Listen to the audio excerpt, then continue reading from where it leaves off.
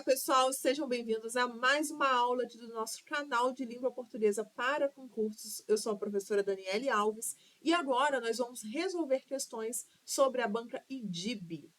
Pessoal, para começar, peguem, por favor, o material lá no nosso grupo de Telegram. O link está aqui embaixo, você pode acessar esse material.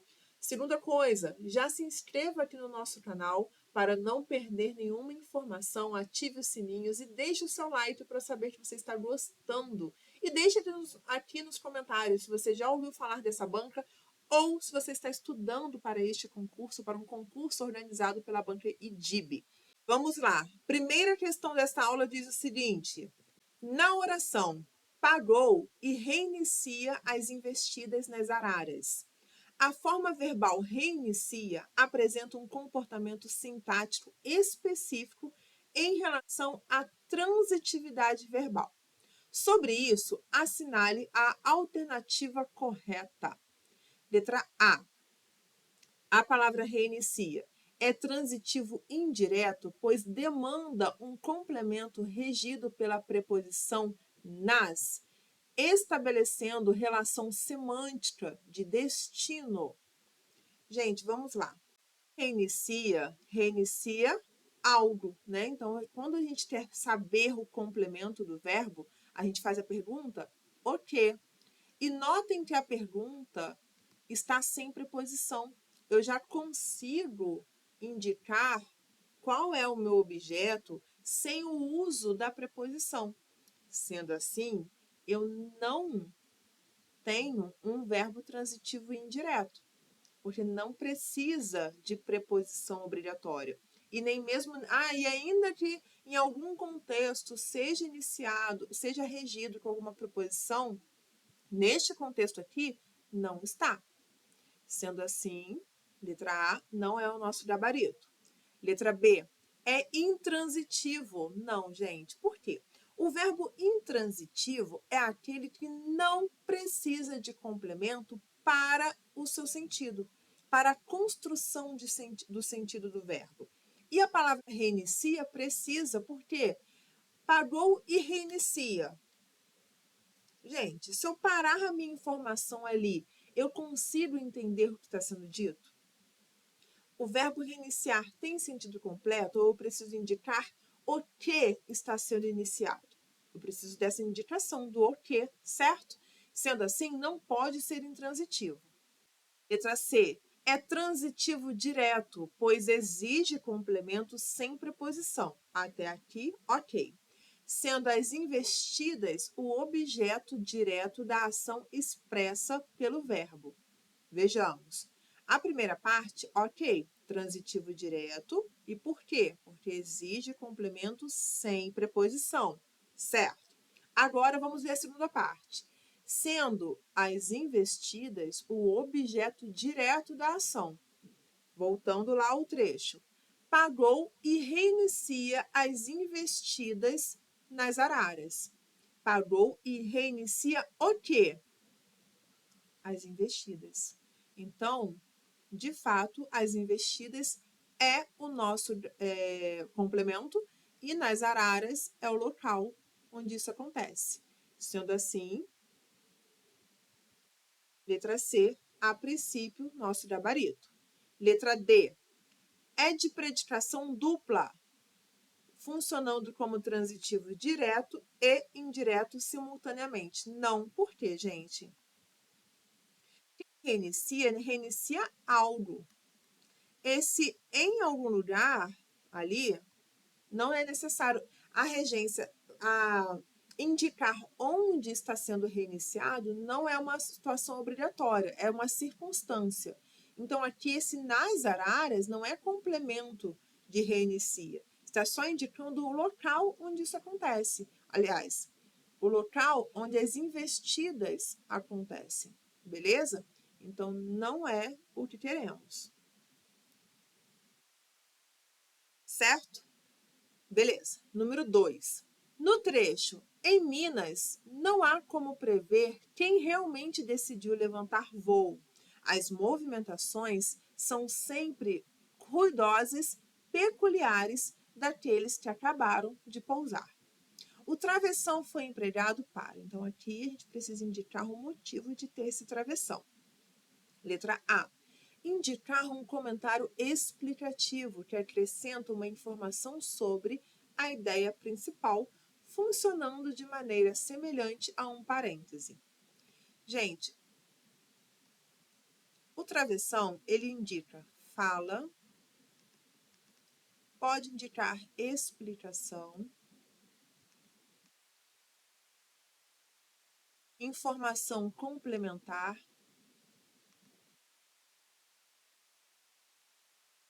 certo? E aqui observe, em Minas não há como prever quem realmente decidiu levantar voo. As movimentações são sempre ruidosas, peculiares daqueles que acabaram de pousar. Notem que aqui nós temos uma explicação, um comentário a mais, um parênteses sendo aberto acerca do que foi dito antes, sobre não haver como prever quem realmente decidiu levantar voo. Sendo assim, a letra A princípio, é o nosso gabarito, mas vamos ver o restante. Letra B. Marcar uma mudança de interlocutor dentro do texto, recurso típico do discurso direto, em que se destaca uma fala distinta da narrativa principal. Não. Observe que ali, quem está falando a segunda parte é ainda quem disse a primeira. Não houve uma mudança de interlocutor. Sendo assim, letra B não é o que teremos. Letra C. Substituir uma vírgula na separação entre orações coordenadas assindéticas, mantendo a fluidez do enunciado sem comprometer a coerência textual? Não, gente. Notem que em Minas, essa primeira vírgula é para indicar, para separar, né, o nosso adjunto. Em Minas, não há como prever quem realmente decidiu levantar voo. Aqui, não, a primeira oração, né, o primeiro período e o segundo período, não há uma relação de coordenação entre eles. Há uma relação de comentário a mais, de comentário extra. E este comentário extra, para trazer justamente essa ideia de ser um comentário complementar, uma explicação acerca do que foi dito antes, a gente vai isolar por meio de vírgula ou de travessão, mas não porque há uma relação de coordenação entre eles, certo? Então, letra C não é o que queremos. Letra D. Introduzir uma enumeração de características do sujeito da oração anterior, enfatizando os aspectos descritos sobre as movimentações. Não, gente, observem que aqui nós temos uma característica para as movimentações, sim, que estão falando que elas são ruidosas, porém, introduzir uma enumeração com características acerca do sujeito da oração anterior não é o que acontece. Notem, o trecho que está sendo introduzido pelo travessão não fala sobre características. Ele não está ali para apontar características acerca do sujeito da oração principal. Ok? Então, não é o que queremos. Sendo assim, letra A, de fato, é o nosso gabarito. 3. No trecho, mineiro não tem costas. É um anjo com as asas voltadas para o interior da casa. O uso da vírgula antes da forma verbal é se justifica por quê? Então, a banca quer que a gente analise a presença desta vírgula e entenda o motivo de ela estar ali. Letra A. Introduz uma explicação sobre a natureza do mineiro, funcionando como uma marca típica da oração subordinada adjetiva explicativa. Não, gente, por quê? A oração subordinada, ela é uma oração dependente sintaticamente da oração principal, ok? E aqui, observe, é um anjo com as asas voltadas para o interior da casa. Observe que esta oração, ela está alinhada com a oração anterior, só que ela é uma oração independente. Ela não está ali de forma subordinada. Ela está ali de forma complementar, trazendo mais informações, falando algo que se alinha com o que foi dito antes, mas não é um alinhamento subordinado. Por quê? Se eu paro, corto esse período, coloco ali Mineiro é um anjo com as asas voltadas para o interior da casa. Observe como este trecho, que é iniciado pela oração, pelo verbo ser, né, pelo é um trecho isolado. Aliás, isolado não, ele é um trecho independente.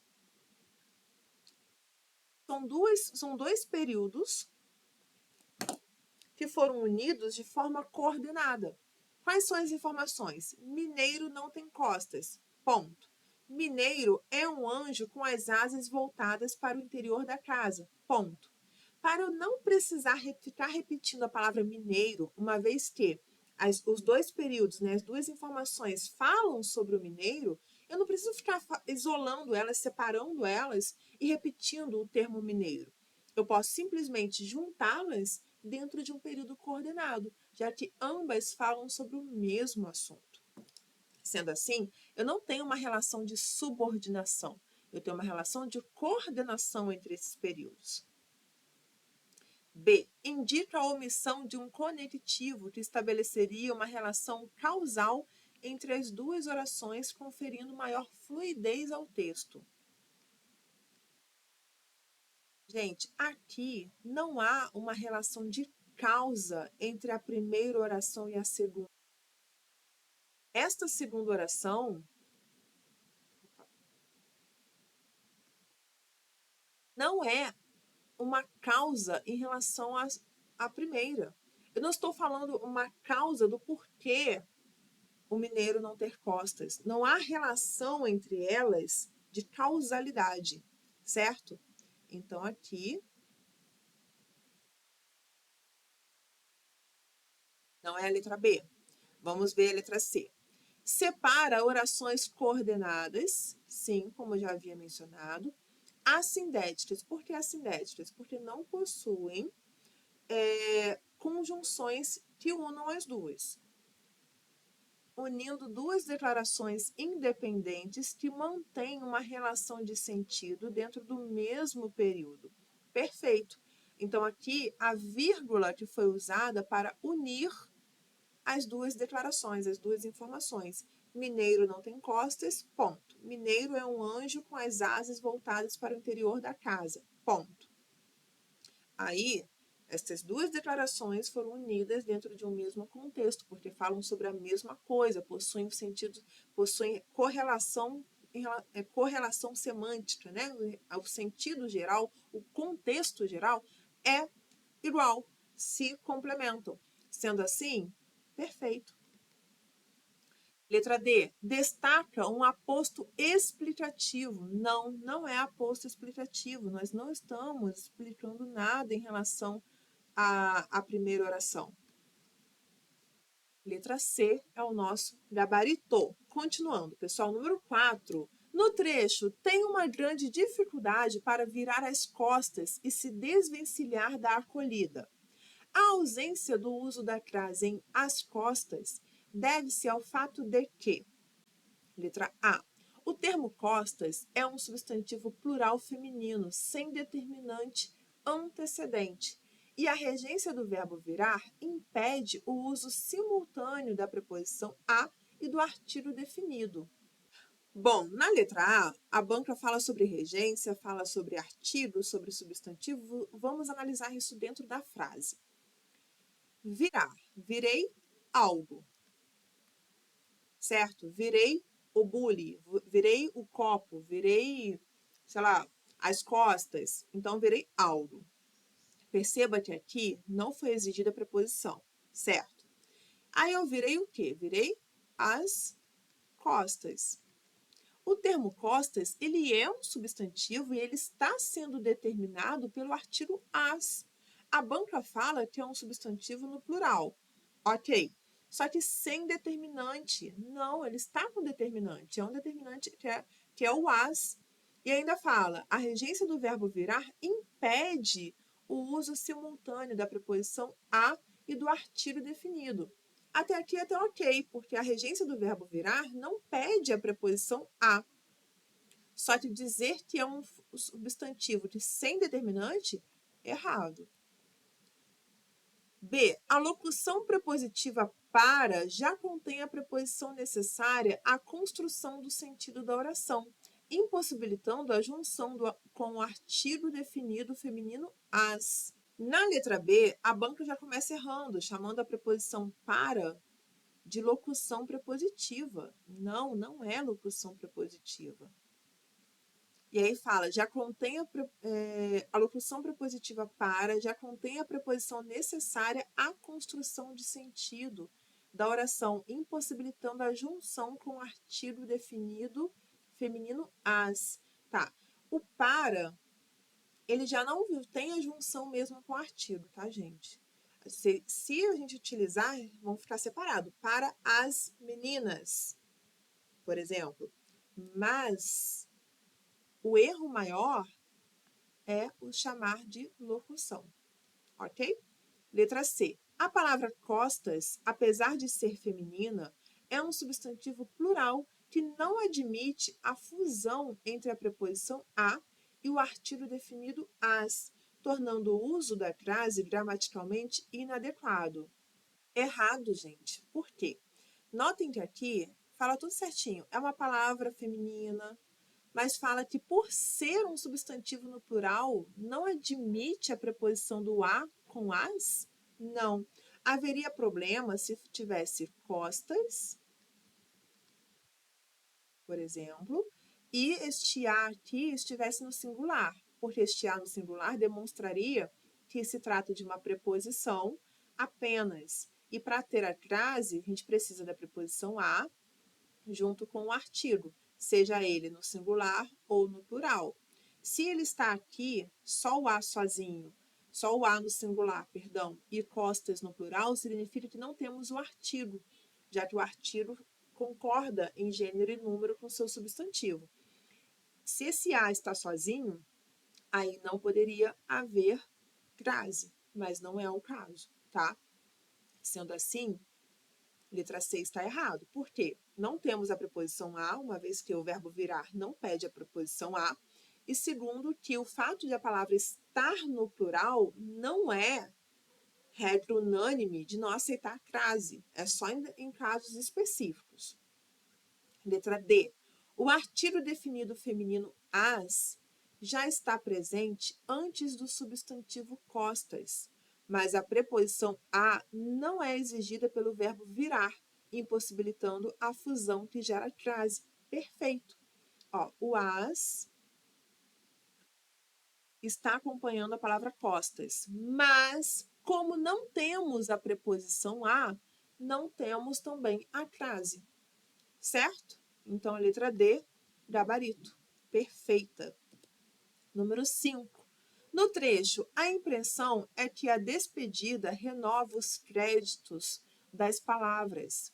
A oração destacada classifica-se corretamente como, letra A, oração subordinada substantiva subjetiva, pois desempenha o papel de sujeito do verbo ser, que é o é, indicando o conteúdo da impressão mencionada. Vejamos. A expressão é que a despedida renova os créditos das palavras. Bom, a banca disse na letra A que esta expressão destacada seria o sujeito da oração principal. Gente, para eu ter uma oração subjetiva, eu não posso ter sujeito na oração principal.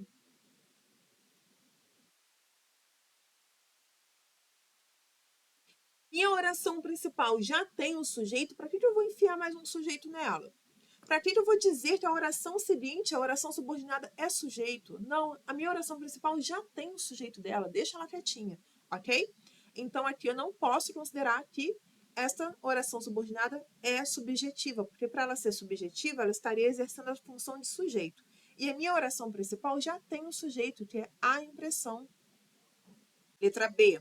Oração subordinada substantiva predicativa, pois exerce a função de predicativo do sujeito, a impressão, explicando sua natureza. Perfeito. Aqui eu tenho o sujeito. É minha oração principal. E o que vem a seguir é uma característica, uma informação acerca do meu sujeito, o que faz com que seja o meu predicativo. Sendo assim, a oração em destaque, que está exercendo a função de predicativo, vamos chamar de oração subordinada predicativa. Letra C. Oração subordinada substantiva completiva nominal. Não.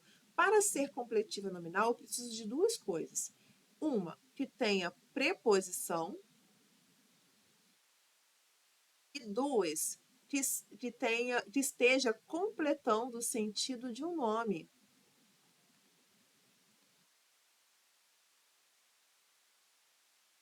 E não é o que acontece, certo? Não tenho preposição aqui antes do que, e muito menos estou completando o sentido de um nome, que está lá na oração principal. Letra D. Oração subordinada adjetiva restritiva. Não. Para ser adjetiva restritiva, gente, eu preciso que ela inicie com um pronome relativo, certo? E que ela esteja ligada, relacionada a um termo da oração principal. Relação direta.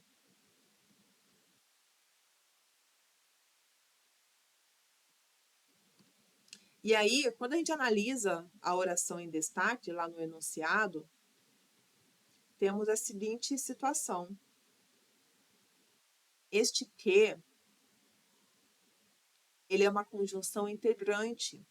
Tanto que se você trocar, dica, né, aquele macete clássico, se você pega esse que e troca pela palavra isso, você terá uma conjunção integrante, se essa troca for possível. Ó. A impressão é isso. Deu para trocar? Deu. Então, é uma conjunção integrante, não um pronome relativo. Pronome relativo introduz oração adjetiva restritiva. Conjunção integrante não introduz oração adjetiva, seja ela restritiva ou explicativa, ok? Então, não é. Aí, acerca da oração substantiva predicativa, uma orientação para vocês. Se na minha oração principal eu tenho sujeito, um verbo de ligação, significa que a oração subordinada substantiva será predicativa.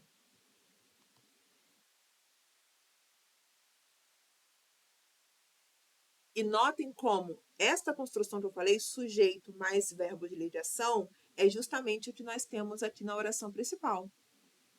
Meu sujeito,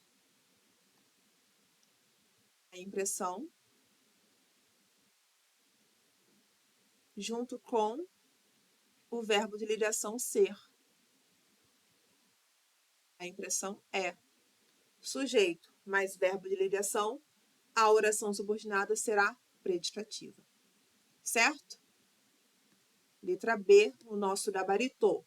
Número 6. No trecho, é natural aquele consumidor que comprou no local. A palavra que exerce a função de. Quando falamos sobre função, vamos primeiro tentar eliminar a opção de ser um pronome relativo ou uma conjunção integrante, porque as bancas tendem a pedir justamente essas duas possibilidades. E são mais fáceis de serem analisadas, inclusive. Por quê?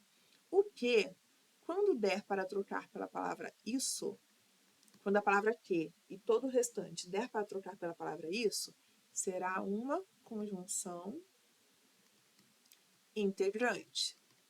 E quando retomar uma informação anterior, um termo anterior, será um pronome relativo. Beleza. A partir daí, vamos tentar já responder o máximo que conseguirmos aqui das alternativas. Letra A. É uma conjunção integrante, pois introduz uma oração subordinada substantiva. Bom, conjunção integrante.